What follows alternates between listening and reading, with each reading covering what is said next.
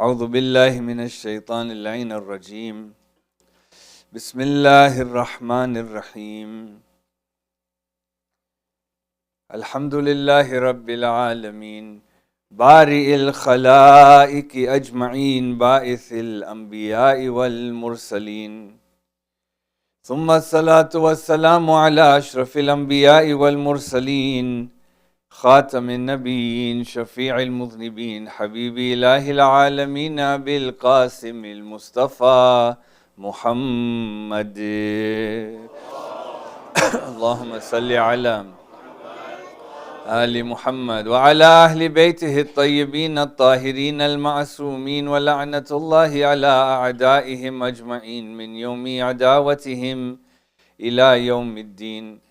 أما بعد فقد قال الله عز وجل في كتابه الحكيم وهو أصدق القائلين بسم الله الرحمن الرحيم يا أيها الذين آمنوا كونوا قوامين لله شهداء بالقسط ولا يجرمنكم شنآن قوم على ألا تعدلوا اعدلوا هو أقرب للتقوى واتقوا الله إن الله خبير بما تعملون آمنا بالله صدق الله العلي العظيم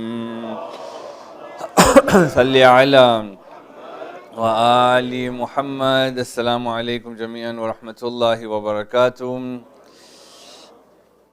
We send our condolences to our living Imam, Ajalallahu Ta'ala Farajahu Sharif, and to each and every one of you as we gather today for the day of the Shahadat of the leader of the believers and our father in every sense of the way with the Prophet Sallallahu Alaihi wa Ali ibn Abi Talib alayhim afdalus salatu wassalam. Allahumma salli ala Muhammadin wa ali Muhammad. We pray to Allah Azza wa Jal that we get an opportunity to go for the ziyarat of our Imam to Najaf and that we receive his shafaat in the hereafter. Before we begin, if we can just ask everybody just to move forward from now, please. Sallu ala Muhammad wa ali Muhammad. Allahumma salli ala Muhammadin wa ali Muhammad. Wa'ajjil farajahum. Just a little bit, everybody please. Yeah. Allahumma salli ala Muhammad wa ali Muhammad. Allahumma salli ala Muhammadin wa ali Muhammad. So in these lectures we are looking at creating or at least understanding the basic framework of what a just Islamic government would look like. And we are looking at the letter of our first Imam alayhi salam that he wrote to Malik, in which he was appointing him a governor. So within this letter he was prescribing for him what the government that Imam alayhi salam envisioned should look like and how that government should treat its people.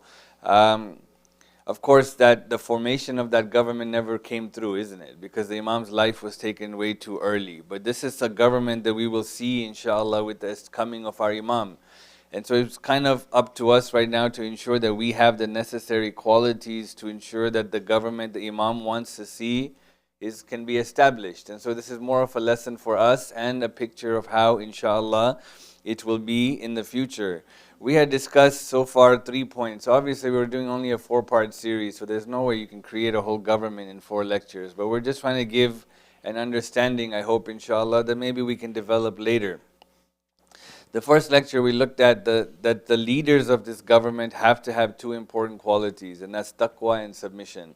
And we discussed in detail what that was. In the second lecture, we talked about the point or the purpose of a government is to create justice within the society, fairness and equity. And part of that fairness and equity is that we do not give preferential treatment to those who are the rich or elite. I got this question from a few people, is that what do we mean by the rich?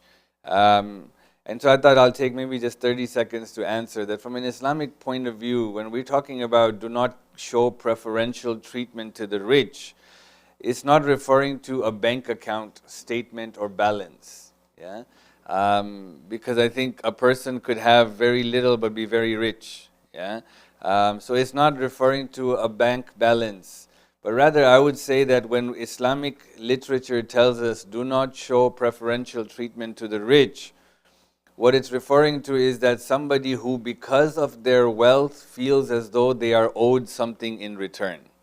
So I will contribute something as long as I get something in return. Now that person may not contribute much, yeah, but in their mind they may be contributing much. And so anytime you feel that in exchange of the wealth that I'm giving, I want something in return, Imam says don't cater to those type of people. Yeah, let them go on their way. You don't have to show them any preferential treatment. And on the other side of it, I think it's also important that sometimes people in elected official positions will, what we say in Gujarati, chate certain people. They may associate themselves with certain people with the hope that that person may give. That person hasn't asked for anything, hasn't demanded anything, but we come to them hoping that they will provide. Even such people should not be catered towards, if that's the vision or that's the goal that we have. So again, by rich, we're not talking about a bank balance here, yeah? But it's the mindset that accompanies the wealth and the prestige that we hold. Our literature is very clear. We are not to cater to such type of people, but rather create fairness and equity. And then in yesterday's lecture, we looked at the third step, and that is the incorporation of mercy within that justice. Because justice, just blind justice, can also be unfair to certain people who may not have the same advantages as other people have. All three we broke down in good detail. Moving forward, in the last lecture on this topic, I think it's important for us to be pragmatic when it comes to the establishment of an Islamic government. At the head of the government, we are expecting the leaders to be people who have taqwa and taslim. Yeah? People who have God consciousness and people who have submission to God, meaning that when you look at them, they don't do anything haram. They represent to be that what a Muslim should look like, and they act according to how a Muslim should act. However, we also are pragmatic that as godly as the people may be on the top, that doesn't mean that the rest of the pyramid is going to be godly. Yeah? It's very difficult to have that same level of consistency of God-centricness that exists at the top, exists at the bottom, right? I think we can all pragmatically understand this. We can see this. We see this in the house of prophets, that the prophets were great people, but within their own house there were people who suffered punishment. Why? Because just because the leader is godly doesn't mean the people will necessarily turn out to be godly. And we've seen this very clearly in Islamic history, right? In Islamic history, we start even at the time of the Prophet, sallallahu alaihi wa alihi wa sallam. Allahumma salli ala Muhammadin wa ali Muhammad. When he ruled over Medina, he was without a doubt the godliest person there was in this world, isn't it? But yet within that system and within the environment in Medina, he had to deal with things like hypocrisy, tension, economic strife, all of these different battles that a normal government would go to. And so what that shows is that there is no guarantee, right?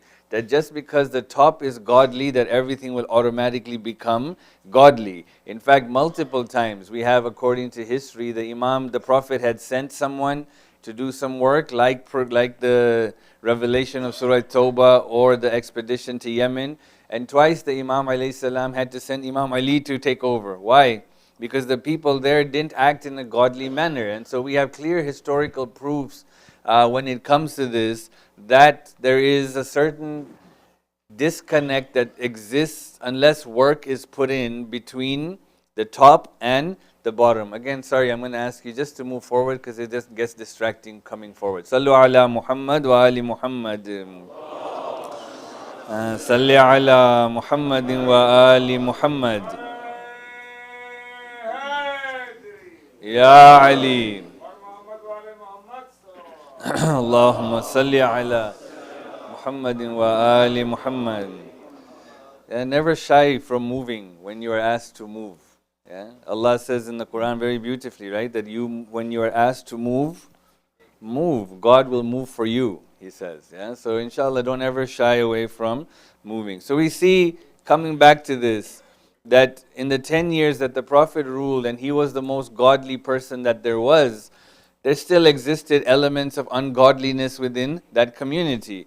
And we see the very similar message when it comes to the Khilafat of our first Imam, right? He was then by absolute any standard, the most godliest person that was alive, the most just person that was alive. Yet the Imam alayhi salam went through multiple civil wars. Right? The Imam alayhi salam went through rampant corruption. He went through greed. And so again, this point, it is important for us to understand.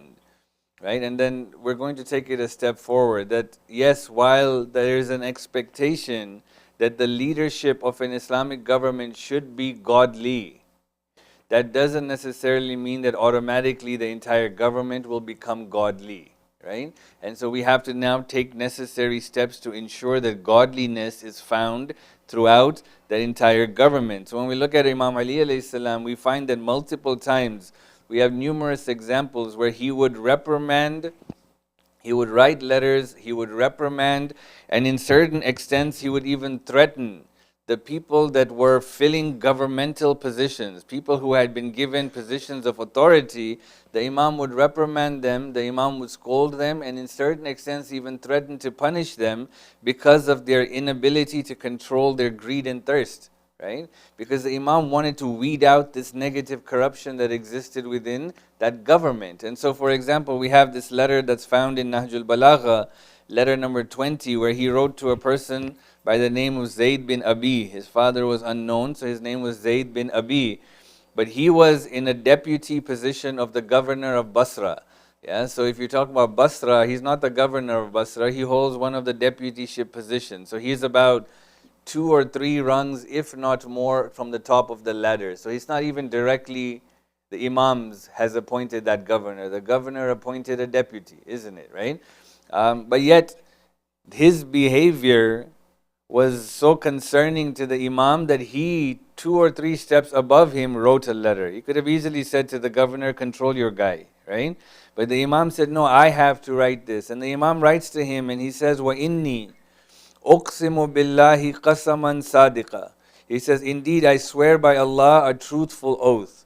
لَإِن بَلَغَنِي أَنَّكَ خُنْتَ مِنْ فَيْءِ الْمُسْلِمِينَ شَيْئًا صَغِيرًا. He says that if it reaches me that you have betrayed anything from the wealth of the Muslims, if it reaches me that you have betrayed anything from the wealth of the Muslims, whether small or great, I will deal with you so severely that it will leave you with little provision, heavily burdened and insignificant in standing. Wassalam. Yeah, what a threat by the Imam. That if I find you doing anything corruptive, yeah, I will, for all intended, ruin your life at that point. Yeah, you will never get another position anywhere. People will know that you are a corruptive force. No one will ever trust you again. And if necessary, I will punish you, even worse than that. But this is something the Imam alayhi salam emphasizes and shows us over and over again throughout different letters. There's a different letter. If you look at letter number 21, he again sends a different type of letter. But the point is that the Imam alayhi salam is teaching us here is that the job is not only to then get leadership who are not corrupted, but the job is to try and remove corruption at all levels of this government. Right? That's the job. You have to clean out the corruption that exists everywhere. This is the same problem. And the question is why, right? Like, why should we clean it out? And I think the obvious answer is clear to us, right? That because corruption anywhere within that ladder will, number one, corrupt society, right? Even at the bottom rung of that ladder, if, for example, I need to pay a bribe just to get my electricity turned on, it makes me lose focus or it makes me lose any trust and credibility in this government, right? It's not the leader on the top's fault that the bottom guy is charging a bribe. It's not like it's something that's written down that you have to charge bribes everywhere you go, but it's the people that are just corrupt. And so what happens is that people end up losing trust in society, right? And so the first drawback is that people will end up losing trust in society, they will lose hope, and furthermore, they will lose any motivation to try and be a contributive force within that society. Why should I go to university and become an engineer or a doctor to come to a corrupt society? I might as well go study abroad and then live there and then not provide anything back to my community. That's what happens in many of our nations, isn't it? The brain trusts leave Why? Because there's so much corruption within those nations that there's no point to stay there, right? And so the Imam is teaching us that we have to weed out this corruption, because number one, it will make people lose hope in society and it will corrupt society. But number two, also, when there is corruption anywhere within the system, the blame will always be pointed to the top. Yeah, it's the leader's fault, isn't it? And that's what we see, right? Like, honest to God, that's what we see, right? Like, we see this right now in what's happening in Iran. People used to paint a certain picture of Ayatollah Khamenei, rahimahullah. He is 50 rungs above the ladder. Yeah, how can corruption on the bottom be his fault up there, right? But again, this is the same idea. We've heard this since we were kids. Yeah, since I was a child, I remember people telling me, "Oh, Ayatollah Khoei's reputation is bad." I was like, "Why?" Because his children may drive a nice car. I was like, what does that have to do with Ayatollah Khoei? Yeah, what does that have to do with him, right? Like, how is that his thing? That okay, his wakil has a nice house, so Ayatollah Khoei has to go and be like, "Let me check your house." Yeah, let me. We have to be like smart on this, right? Like, in the same way, like if my grandson, God forbid, does something bad, like, am I the one who needs to be like now blamed for this? Yeah? The same idea when it comes to leadership, but the Imam knows this is the fickleness of people, right? The fickleness of people is that when I see corruption here, I'm going to blame the top, right? And it's the top's fault, as if the top has to come down and clarify everything. And so you find that the Imam recognizes the nature of human beings when it comes to this, that we're going to blame the top because it's easier to blame the top in any situation, right? And so he always tried to ensure to give the right form of guidance, to give the right form of example for people so that corruption does not spread within his government. Right? So not only did he reprimand, not only did he in many ways threaten people when they acted a certain way, but also he would, for example, teach. Right? So we have multiple letters in Nahjul Balagha we find where he writes letters to tax collectors, right? And tells them how I expect you to go and collect tax. Because when you go and collect tax, you're representing the government, right? You're representing me, and if it's not done correctly, people will rebel from us. And so here, for example, we have a letter he writes to one of his governors. He says, وَأَنْصِفُ النَّاسِ مِنْ أَنفُسِهِمْ. Yeah? وَأَنْصِفُ النَّاسَ مِنْ أَنفُسِهِمْ وَاصْبِرُوا لِحَوَائِجِهِمْ فَإِنَّكُمْ خُزَّانُ الرَّعِيَّةِ وَوُكَلَاءُ الْأُمَّةِ وَسُفَرَاءُ الْأَئِمَّةِ. He says that be just with people, even against yourselves. So be so just against on the people, even if you have to take a loss, but be just against the people and be patient regarding their needs. For you are the treasurers of the subjects and the representatives of the community and the ambassadors of the imams. Do not cut anyone off from his need, nor prevent him from seeking his request. It's interesting. Like what the Imam is telling, this is a tax collector. But the tax collector, the Imam is saying that when you go to them, he's basically saying here that you are not coming as their master. You are coming as their servant. Yeah? And so as their servant, if they have an excuse that I can't pay zakat for whatever reason, and whatever that reason may be, accept it. Yeah? Don't now just force them and punish them because you don't buy that reason. The Imam says, do not cut off anyone from their need, nor prevent them from seeking their request. And do not ask people to sell in the collection of land tax their winter or summer clothing, nor the animal upon which they work, nor the slave that they own. That means you want to pay, sell this, you can pay me. Don't ask them to do that kind of things, right? If they have the money, they have the money. If they don't, that leniency at that point will work much more impactfully than a hard hand at this particular point. This is, of course, the beauty of how the Imam expects his government to work. This is the beauty of the land that the Imam alayhi salam has. But of course, we understand, right, that as we know, it's not easy. Like I honest to God think about this very often, that the Imam alayhi salam, we accept the fact that if he had more time, I accept the fact, at least without a doubt, that if the first Imam had more time, he would have had a remnants of the Islamic government that he wanted to see. 4.5 years is nothing to establish that. You can't establish that. You have to weed out so many people, train new people, add new people. We're talking about a generation or two later, maybe he could have had an Islamic government that's just, right?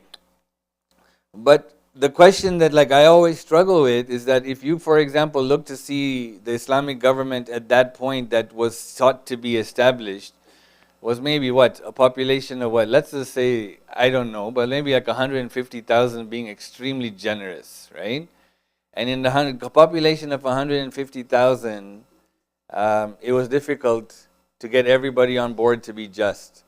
Now we have a population of 2 billion Muslims, with a B, right? And then you have a population of 7 billion or 8 billion worldwide that the Imam's going to come and govern.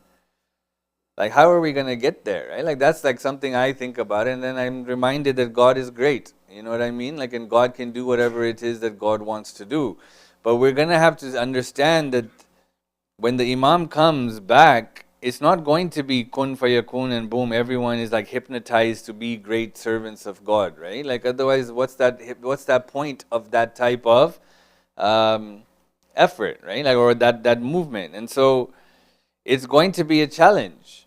And that's why we need to develop these qualities of justice and mercy and fairness from now, because there's no point to him training everybody all over again in these qualities, right? Like, that's the whole point of 1400 years of history on our side, is for us to learn from it, not for us just to admire it from a distance, right? And so the reason I say this is that we accept that this type of government is not going to be easy to set up. And even when the Imam comes back, it's not going to be easy to set up, because we are dealing with people in all forms of government who are individuals. And as individuals, these individuals have their own selfish ambitions, right? They all have their own desires. They all have their own like goals that they want to see, right? Like, it's interesting, like, even, for example, like when you open a business and you hire someone for any business, be it a restaurant business, selling ice cream, whatever, the fact that you're hiring people who are quote unquote randoms, right? Like off the street, whatever, like good people, but they're not people like your brother or your sister who are going to work there the whole time. Within the calculation of your budget, you set a certain percent for loss and theft. Yeah? It's just a standard policy. 10%, someone's going to pocket it. They're going to take extra food home. They're going to do this stuff, right? You almost accept that level of behavior because that's how the awams are, right? Like, and so when you now look at it from the point of a government, similarly, you can't control everyone. And so what's the checks and balances system, right? The Imam even established this. And so the Imam says that the first thing we have to do is, number one, we have to make sure that we hire or we select the most capable of people to do the job, right? So the Imam says to Malik, he says, ثُمَّ انظُرُوا فِي أُمُورِ أُمَّالِكَ فَاسْتَعْمِلْهُمْ اختيارا ولا تولهم محابة وأثرة. He says, then examine the affairs of your officials.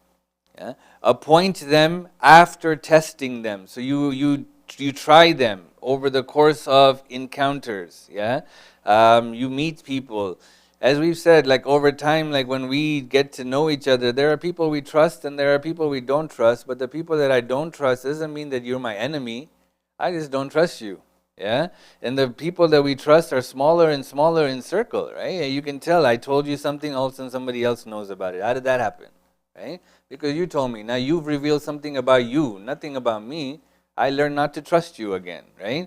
Doesn't mean I'm not going to say salam to you. Doesn't mean, no. But so the idea is, the Imam says, examine the affairs of your officials, appoint them after testing them, and do not appoint them out of favoritism or preference.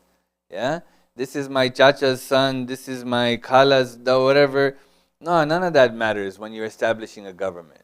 Yeah? That when you want to establish God's government, Imam says, do not rely on favoritism or preference. For using these two, favoritism and preference, are a gathering of injustice and betrayal. Yeah? When you choose people simply out of favoritism, you are doing a form of khiyana and zulm, the Imam alayhi salam says. He says, choose from amongst them with experience and modesty, from righteous households and with an early and established standing in Islam. For they possess noble character, sounder honor, are less inclined towards greed, and have greater insight into the consequences of matters. Then provide them with ample provision, for what will strengthen them in reforming themselves makes them independent of what is under their control. SubhanAllah.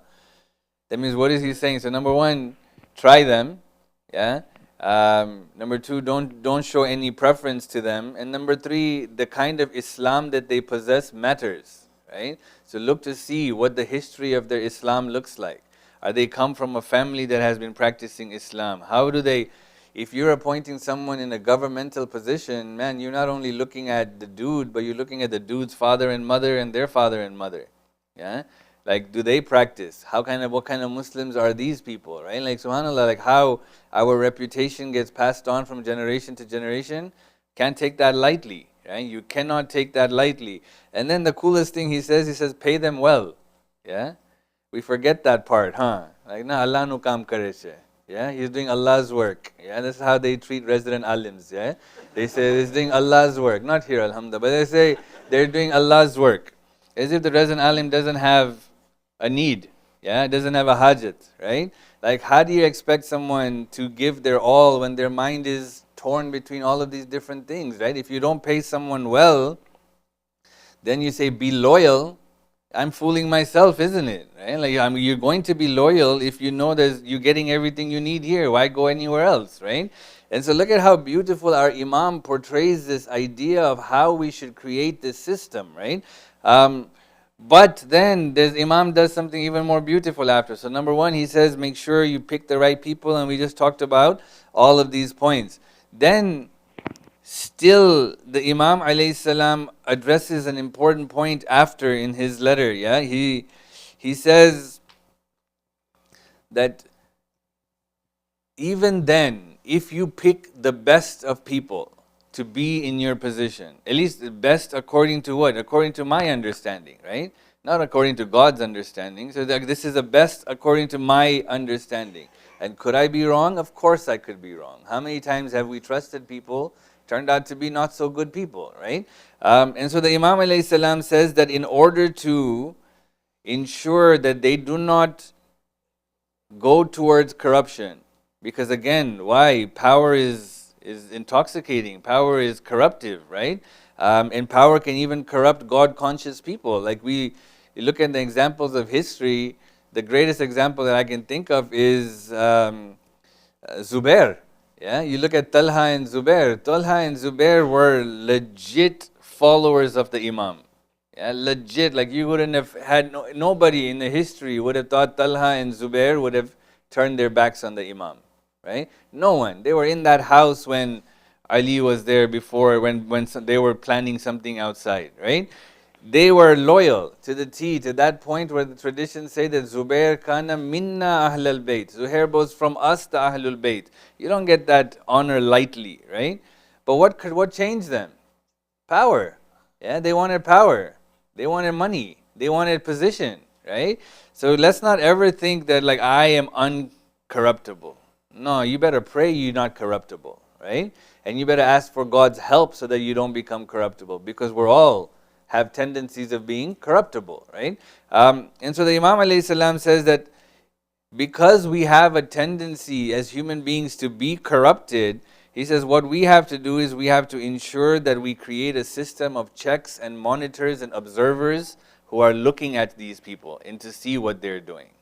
So it's almost like you're creating like these cameras, security cameras, which are capturing the actions of everyone. Now, if I was, for example, working at a cashier or a cash register and there was a camera right above me, I wouldn't think of stealing, would I? Right? Because I'd be like, I'm going to get caught until I can figure out how to get past that, right? But I'm going to get caught. Well, similarly, the Imam is saying you have to have observers. He says, then review their actions and send observers over them from amongst the people of truthfulness and loyalty. Subhanallah, that the people you trust, send them to be observers for your confidential oversight. Now, but they shouldn't know that there is observers, but they know that you will send observers, but they don't know who the observers are. And so the Imam says, for your confidential oversight of their affairs is an encouragement for them to uphold trust and to deal gently with the subjects. The fact that they know that people will turn to the Imam and respond to the Imam alayhi salam and say to him that, look man, your people are not treating me right, or the people are not treating others right. The Imam alayhi salam says, be cautious regarding assistance. For if any of them extends his hands towards betrayal, and the reports of your observers gather about them, you should suffice with that as proof. That means after that, subhanallah, you don't need any more proof. If your observers tell you this is happening because you specifically selected trustworthy people, then you take that as proof. Just similarly as today, if a camera catches me doing something, I can't be like, what's the proof? Yeah, prove it. No, that is the proof, right? Similarly, the observer's statement is the proof. And then the Imam says, and that is the proof, then you should just impose punishment. Yeah? And the next step after that is punishment upon the people. So the first thing, again, like look at how the Imam expects us to work on these type of things. So the first thing is that I pick people who I trust, right, to handle the affairs. But I also realize that power is corruptive. And so I send other people that I trust to observe. And when they tell me something is wrong, then the next step the Imam alayhi salam tells us is that there has to be, at this particular point, some form of threat of punishment that will now cure the problem of wanting to be corrupted, right? Like, I'm telling you, like, there's nothing greater than the threat of punishment to keep us in check. Yeah? There isn't anything. You can't say love it is, because clearly the Imam loved him by sending him, and yet they were corruptive, right? God loves us. We experience His love, yet we are corrupted sometimes, right? But my God, if I believed punishment was coming right now, I wouldn't mess around, right? If I believed that I will get picked off right now, I wouldn't mess around. And so the Imam alayhi salam tells him that when you get to this point where you have found, or they should know that if they behave in a way that the observers have found them guilty, that you will punish them without any second thought about this. And this thought of punishment should practically have them stay in line. Amazing, like what this government that the Imam is trying to create, right? So he says to Malik, if someone is found guilty of corruption, then you should impose upon him punishment upon his body. That means it's not just wealth, but you will actually inflict punishment on that person. You will hold him accountable for what he has taken from his work, place him in a position of humiliation, brand him with treachery, and burden him with the disgrace of accusation. SubhanAllah, that means that person is no longer ever going to be accepted within the framework of society.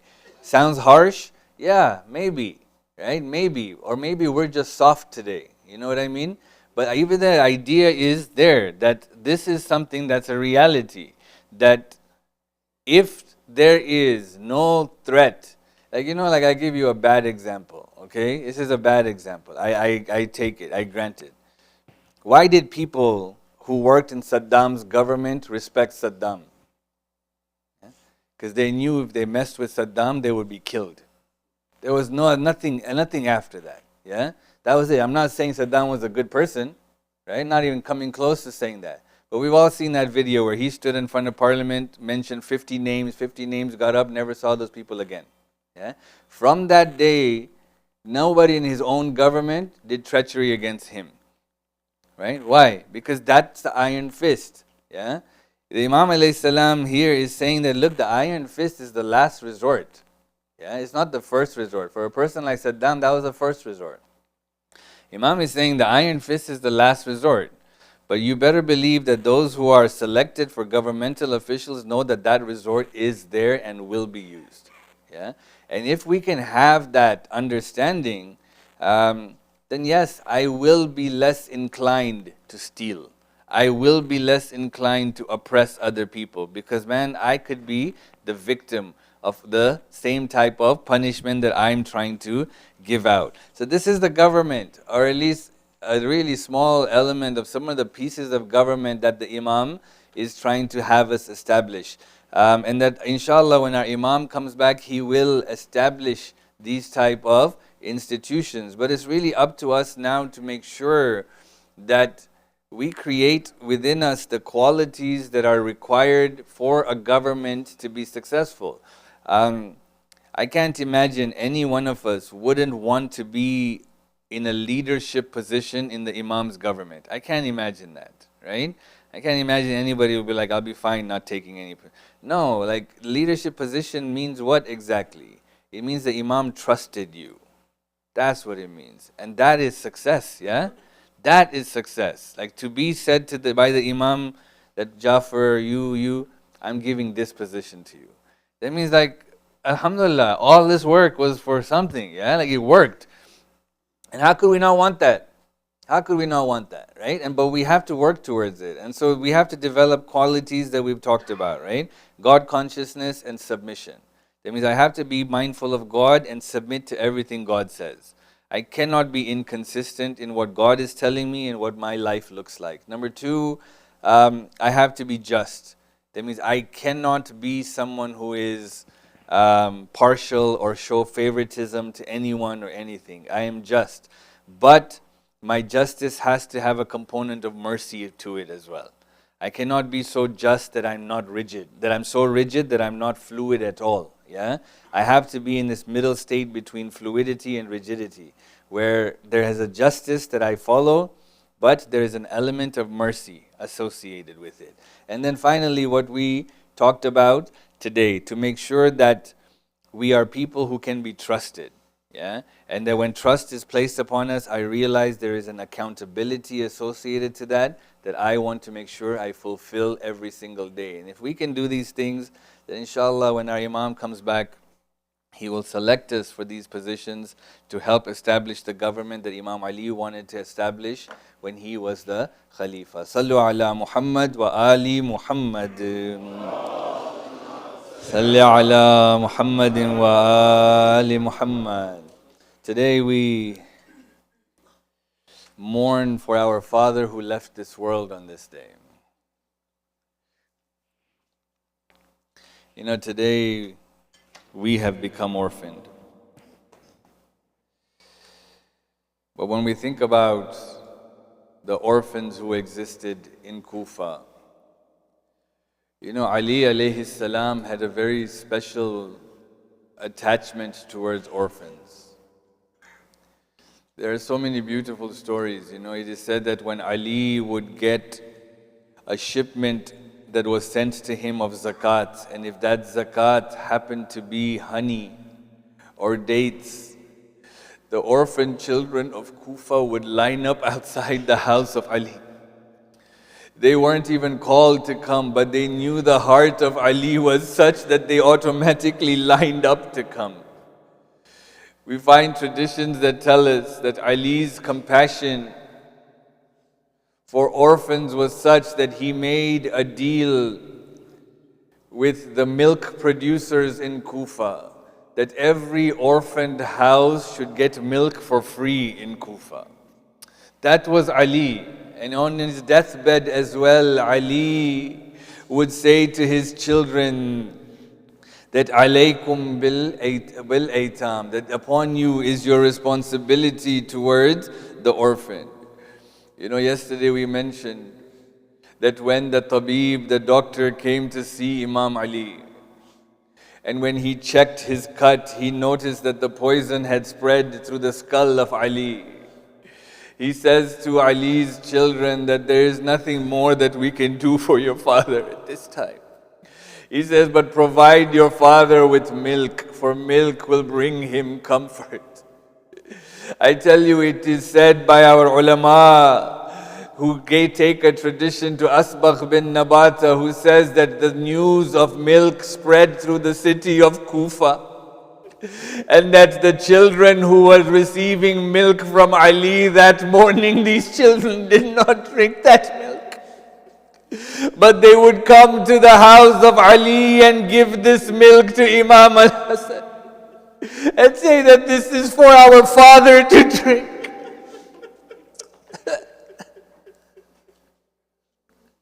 This was who Ali was.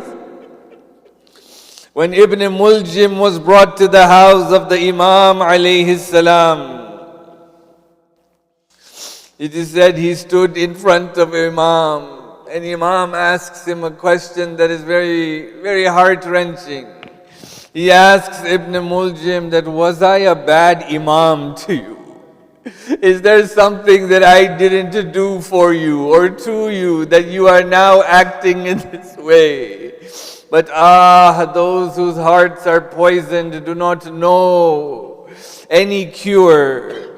We are told that on this day, when Ali left this world, Muhammad bin Hanafiya mentions that the preparations for his burial began right away.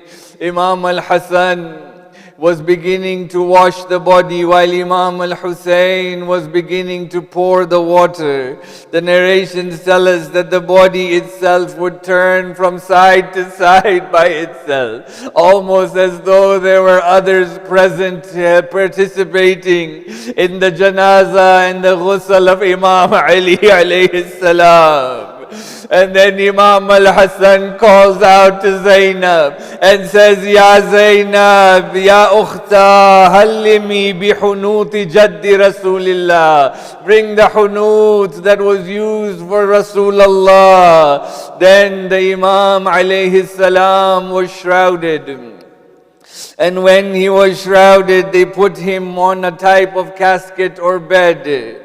And then Imam al-Hasan and Imam al-Hussein carried the janazah from the back, while two unseen personalities were carrying the janazah from the front. The narration says that Jibreel and Mikael came to participate in the janazah of Ali. History tells us, my brothers and sisters, that three coffins were made and were sent in different locations. Wallah, Ali was mazloom then too, that even after his shahadat, they had to conceal the body because they knew that there were people with bad intent. This was the level of hatred that was there for the Imam alayhi salam. But you can see these janazas leaving the house of Ali. You know, we are told that there were so many people who would get their rizq from Ali, that Ali would come in the darkness of the night and put food on their doorstep. It was these homes who after the 19th night did not see any food in their house. And on the 20th night, with their stomachs even hungrier, could not understand where this stranger who used to bring food towards them was. But on the 21st day, when they saw the janazah leave the house of Ali, they understood that this stranger was none other than their spiritual father, who was there to provide for them. But now they see that his body is leaving their home, his home. Muhammad bin Hanafiya narrates that when they took the body of Ali, and as they carried it to the outskirts of Kufa and to the outside the city of Kufa, each and everything that they passed itself bent in respect to Amir al-Mu'mineen, as if saying that this world will no longer be the same without you, O Ali. When they reached the place of burial, they found that a grave had already been dug. Imam al-Hasan prayed on the janazah, and they began to lower the janazah into the ground when a voice called back and said, Anziluhu ila turbat at-tahira. Bring him to this pure dirt, for faqad ishtaqa al-habibu ila al-habib. Because the beloved has been longing to be with its lover. We wonder, who is this calling? Is this the Turab itself saying, bring me Abu Turab? Is this the Prophet himself saying, bring me my Habib? Or is it the angels who had been waiting for Ali? You know, when this janazah was brought in that state, I cannot help but think that there was a young child who was watching these proceedings. A young child no older than what Sakina was in Karbala, to see that the family was gathered and the family was present in the ghusl and kafan and the dafan of this loved one.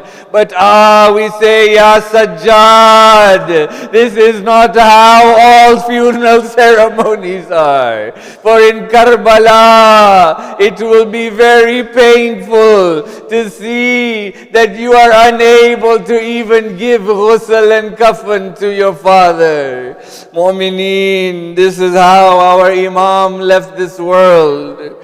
And we still feel the pain of losing Ali till today. But that pain was felt immediately as well. In the city of Kufa, we find a narration in our books of history that tell us that there was a blind man who lived in a very humble home, who was weak and frail, and every night a stranger used to walk to the man's house. And he would sit with this man, and he would bring him food, and he would feed this man with his own hands. But as days went by, this man began to lose hope that this stranger would ever come back, when all of a sudden on one evening Imam al-Hasan walks into that man's home. And the man says to him that, Wallah, every night there used to be a man who visited me. And he took care of me and he showed me kindness. But for the past few nights he says he has not come, and I don't know why. Imam al-Hasan remained silent for a moment, but his heart grew heavy with grief. And he said, do you know the name of your visitor? He says, no, he never told me his name, but he must have been a noble soul for nurturing me in this way. Imam al-Hasan, with tears in his eyes, gently said that, Ya Sheikh, that was my father Ali. Together they wept, together they mourned, until today we weep and we mourn for Ali. Matam Hussain.